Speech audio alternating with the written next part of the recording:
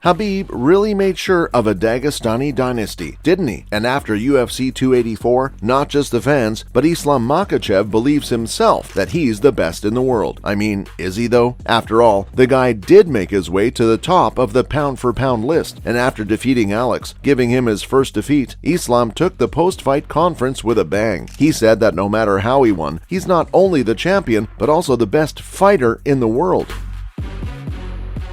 If I could quote Dana White, if you don't know now, you know. The Dagestani added that this was his dream all along. After his sweet, sweet glory at UFC 280, Khabib shouting instructions right there to his brother Makhachev.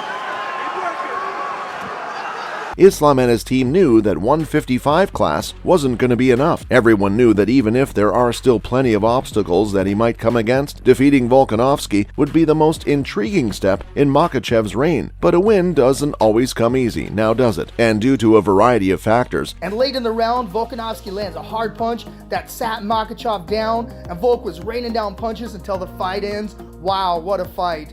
Even Islam acknowledged that the bout with Volkanovski was one of the Russians' tougher ones. One of those factors, according to Makhachev, was that he had to travel a lot, and the time difference was one of his biggest enemies. To him, this wasn't just any fight. Heck, this fight wasn't even for the title. It was simply just to see who was the finer fighter of the two. Johnson, of course, trying to control posture, perhaps forced to stand up if he can't get one on his own. And despite the fact that much of the fight was closely contested and two judges scored it 48-47, giving the challenger 2 rounds, the results were unanimously in Makhachev's favor. Although he couldn't get a good grapple on Alex, the scorecard really showed where Islam took the upper hand. And just for the sake of it, I thought I'd mention, Volkanovski has never come short of his opponents in strikes. During the post-fight press conference, the Australian claimed that he overheard Makhachev express uncertainty about the result. But come on guys, given how intensely contested the bout was, it is understandable that not everyone was satisfied with the result. Even Nate Diaz tweeted that, "But I'm gonna go do what he tried to do and show him how to do it."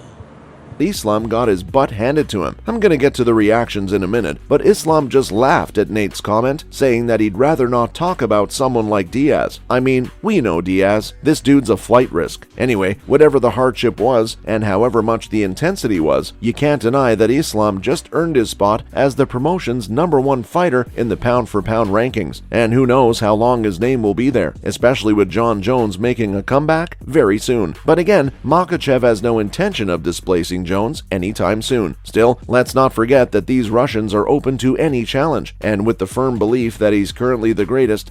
So less than a minute in, Makhachev spoils the UFC return of Gleison Tibau. Islam really is up for anyone. Oh, and before I forget, is it just me, or did you also notice the little verbal exchange between Islam and Alex? Well, the Australian came clean with what he said. We all know he isn't one for trash talking, but he definitely did engage in some mid-fight psychological tricks. When Makhachev threatened to maul him with his grappling, Volkanovski made the decision to lightheartedly mock him at that point. Alex claimed during the post-fight conference that was just him trying to get in his mind, and that's something he does quite often. He added that he poked Islam with the "you said 15 seconds," to which he answered, "You're barely hanging on." Alex said that it's basic things like these which makes the opponent cling to dear life. But keeping in mind how nice Alex is, I don't think he meant any disrespect. Volkanovski never felt genuinely endangered, so maybe that's why he chose to let the lightweight champion hear it. And you know how Islam was dominant in the body locks, right? Even then, he's got the arm triangle. Oh, this is tips. Islam Makhachev submits Charles Oliveira to win the title. Volko didn't stop with the verbal jabs. Explaining how the ref just let Makhachev stay in body locks, Alex stated that he was only taunting him with how the Russian was only trying to survive. Anyway, Volkanovski was clearly taken aback by how little his opponent's size and strength really contributed to the outcome, despite the fact that he entered the battle as the smaller fighter and had heard how much such factors would play an advantage for his opponent. Volko did expect Islam to just be a little more dominant, if not anything else. Volk again showed unreal defense all night and was even looking for his own takedown, fighting till the end, pushing the pace. There were times when he said he thought Islam wasn't strong, and despite his desire to influence Makhachev during those discussions, Volkanovski immediately congratulated the Russian on a job well done. Isn't it amazing when two fighters are nothing but respectful toward each other? Well rounded, yeah. underestimated his striking, he underestimated my wrestling and stuff like that. So Volko said that he walked over to Islam and gave him his congratulations. And let's be honest, as close as the fight was, Team Islam was not expecting such a performance. Really thought Alex was cake, didn't they? Walking forward, landing and taking shots. Makhachev was looking for a takedown. And it really shows a true sportsman when they won't make any excuses or attempt to refute the judges' scorecards when it comes to the actual decision. Although, he said he was going to review the fight to fully understand what transpired, but he expects to discover many shortcomings in his performance. After all, as he keeps saying over and over, Alexander's always his own worst critic. Long story short, Yair Rodriguez won the interim featherweight title, giving Volkanovski his immediate next task. And he isn't giving up on his ambition to win another championship in the future, but it's that light belt he wants. I think I read somewhere that Islam's coach was also very ambitious for a rematch. Can't wait. So now, Nate Diaz wasn't the only one who had things to say. Many other fights have weighed in and reacted to UFC 284 main card, with way too many twists and turns, and with what, by the way, many are calling rigged again. Here's what fellow fighters had to say about the whole fight. Cody Garbrandt said that they should run it back. Soon, Cody, very soon. Wow, that's it. That was the last tweet from Kevin Lee. Alexander Rakic congratulated Islam, calling him the new pound-for-pound king.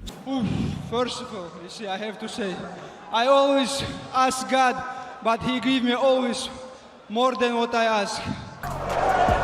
Ramos immediately counters with a flurry after Makhachev landed. Sodiq Yusuff said that it was overall a great fight, with no hard feelings for whoever won. Now hear this take. Bilal Muhammad said that Islam was still second, and Alex still deserves the #1 P4P rank. And many others, including Leah Letson, just can't wait for a rematch. Sam Alvey thinks that Alex was done dirty and that the outcome should have been different. While on the other hand, Aljamain Sterling thinks that Volko had a dope round, where he dropped Makhachev with a perfect right hand. He still thinks the outcome should stay the same, but he just had to give credit to Alex. Kyle Propolek stated that the fight was great, but the decision, they totally messed it up. John Wayne McDessie is of the view that MMA and basically combat sports in general just don't really appreciate defensive fighters. Judges just totally disregard how good one's defense could be. According to Darren Wynn, the fight was just totally an incredible one. He was happy that Islam kept the belt, but holy skedaddle, Volk really proved everyone wrong, didn't he? I mean, he was a killer most definitely, but boy did he put up a great fight. Henry Cejudo believes that UFC 284 was one of the most competitive fights in the history of the sport. DC, you know he had to, and surprisingly, it wasn't bad. He said that such fights are literally why they do it. But just like everyone else, Kenny Florian also thinks that Volk deserves a rematch. That too, only if he wants it. Anyway, what's your opinion on the whole fight? Let me know in the comments. Having said that, see you in the next one. Peace.